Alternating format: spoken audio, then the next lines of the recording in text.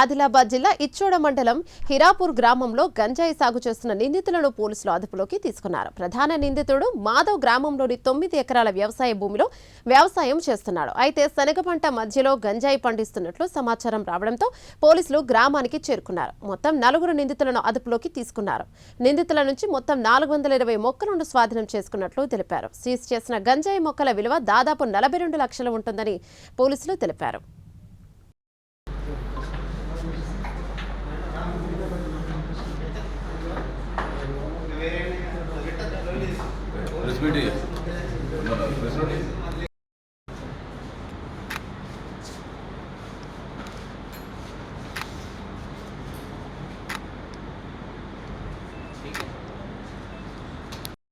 చోడ మండల్లో మన ఒక ఇన్ఫర్మేషన్ వచ్చింది. దాన్ని బట్టి మన సిఐ గారు రాజు గారు అక్కడ పోయి వెరిఫై చేశారు. దానిలో మాధవ్ సన్ ఆఫ్ ఆనందరావు, ఇతను లోకల్ సోన్పల్లి సిరికొండ, ఇతను మూలం ఉంటుంది హీరాపూర్ ఊరులో. అక్కడ ఇతనితో సహా అతనం దత్తారి, షేక్ ముజాహిద్, షేక్ హారిఫ్ ఉన్నారు. వీరు అక్కడ గాంజా పండిస్తున్నారు. దాదాపు 420 ప్లాంట్స్ మనకి అక్కడ దొరికినాయి. ఒక్కొక్క విలువ ఒక 10,000 విలువ ఉంటుంది. ఇప్పుడు ఇంతకుముందు కూడా ఇతను అదే బిజినెస్ చేసింది. ఇతను అక్కడ పండించిన తర్వాత లోకల్ వాళ్ళకి అమ్మడం, లేకపోతే నేషనల్ హైవేలో పోయి అక్కడ వాళ్ళ లారీ వాళ్ళకి ఆపి అక్కడ లారీ వాళ్ళకి అమ్మడం ఇతను చేశారు. సో దీంతో మనం 420 ప్లాంట్స్ ఇతన్ని సీజ్ చేయడం జరిగింది. దీనిలో ఇప్పుడు మనం కలెక్టర్ గారు కూడా గవర్నమెంట్కి కలెక్టర్ గారి నుంచి ఒక లెటర్ కూడా పంపిస్తాం. ఇతనికి ఏం రైతు భరోసా లేకపోతే ఏం గవర్నమెంట్ బెనిఫిట్స్ వస్తున్నాయి, అది ఆపమని.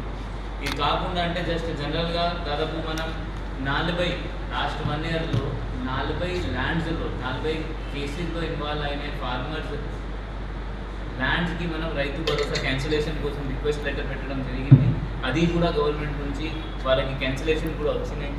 ఇప్పుడు కూడా మనం అదే సేమ్ కంటిన్యూ చేస్తాము. ఎవరైనా వాళ్ళ ల్యాండ్లో గాంజా పండిస్తే ఆ కేసు ఉంటుంది, జైలు ఉంటుంది. అది కాకుండా మనం గవర్నమెంట్ నుంచి ఆ ల్యాండ్కి ఏమైనా బెనిఫిట్స్ వస్తున్నాయంటే అది కూడా మనం బంద్ చేస్తాం. మన ఆనరబుల్ సీఎం సార్ అండ్ మన రెస్పెక్టివ్ డీజీ సార్ ఇన్స్ట్రక్షన్స్ మన స్ట్రిక్ట్ ఉన్నాయి.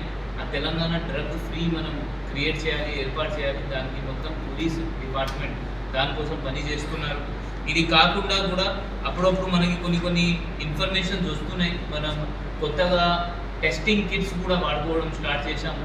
దానిలో కూడా ఇదే సంవత్సరం ఒక 2 నెలలు జనవరి ఫిబ్రవరిలో 30 కేసెస్ మన జిల్లాలో మనం జస్ట్ గాంజా టెస్టింగ్ కిట్స్తో చేయడం జరిగింది.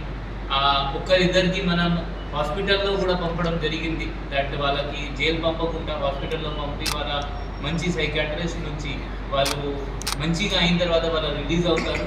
ఎవరైనా పేరెంట్స్ కూడా వాళ్ళ పిల్లలకి ఇట్లా అలవాటు ఉంటే మన దగ్గర వచ్చి మనకి ఇన్ఫర్మేషన్ ఇస్తే అట్లే వాళ్ళపైన కేసు కాకుండా జైలు పంపకుండా వాళ్ళకి మనం డాక్టర్ దగ్గర NDPS యాక్ట్లో వాళ్ళకి డాక్టర్ దగ్గర అడ్మిట్ చేసి మంచి అయినప్పటి వరకు వాళ్ళు లోపలే ఉంటారు. అంటే డాక్టర్ దగ్గర ఉంటారు, దాని ట్రీట్మెంట్ ఇస్తారు.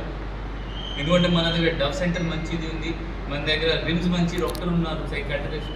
మన జిల్లాలో మనం జస్ట్ జైలు పంపడం కాదు, వీళ్ళకి ఎవరైనా గాంజాయి అలవాటు అయినాయి వాళ్ళు కూడా మంచి చేయాలి. మన పోలీస్ అంటే ఒక డిసిజన్ తీసుకున్నారు దానికి. అంటే మన జనాల నుంచి ఇన్ఫర్మేషన్ రావచ్చు.